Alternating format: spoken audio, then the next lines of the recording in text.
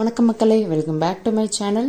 G Tamil தொலைக்காட்சியில் மக்கள் மத்தியில் நல்ல வரவேற்பை பெற்று ஒளிபரப்பாயிட்டு வர நிகழ்ச்சிகளில் ஒன்று தாங்க சரிகமப்ப. இந்த நிகழ்ச்சியோட சீனியர் சீசன் 5 கொஞ்சம் மாதத்துக்கு முன்னாடி தான் துவங்கி ரொம்ப பெரிய வரவேற்பை மக்களிடையே வரவேற்பை பெற்றிருக்குங்க. இந்த வார எபிசோடில் டெடிகேஷன் ரவுண்டு தான் நடக்க போகுது. ஒவ்வொரு வாரமும் ஒவ்வொரு ரவுண்டை கொண்டு வந்து ரொம்பவுமே அழகாக பர்ஃபார்ம் பண்ணிகிட்டு இருக்காங்க எல்லா போட்டியாளரும். இந்த வாரம் டெடிகேஷன் ரவுண்டில் அவங்க தங்களோட வாழ்க்கையில் நடந்த மறக்க முடியாதவங்களை நினைவு கூர்ந்து ஒரு பாட்டை அவங்களுக்கு டெடிகேட் செய்யணுங்க. இதுதான் இந்த போட்டியோட ரவுண்டு. அந்த வகையில் போட்டியாளர் அறிவழகன் தன்னோட நெருங்கிய நண்பனுக்கு தான் ஒரு பாட்டை டெடிகேட் பண்ணுறாங்க.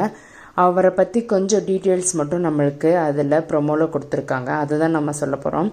அவரோட நெருங்கிய நண்பர் அவரோட உயிர் அவரோட மடியில் தான் போனதாக கூறி அவருக்காக இந்த பாடலை டெடிகேட் செய்கிறேன்னு சொல்லி மீசக்கார நண்பான்ற பாடலை ரொம்பவுமே அழகாகவும் எல்லாரையுமே உருக வைக்கிற மாதிரியும் அந்த பாட்டை பாடி எல்லாருமே எமோஷ்னலாக இருக்காங்க.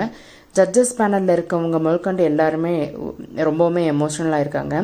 அந்த பாட்டு பாடி முடித்ததுமே அந்த இறந்து போன நண்பனோட தந்தை மேடைக்கு வந்திருக்காங்க.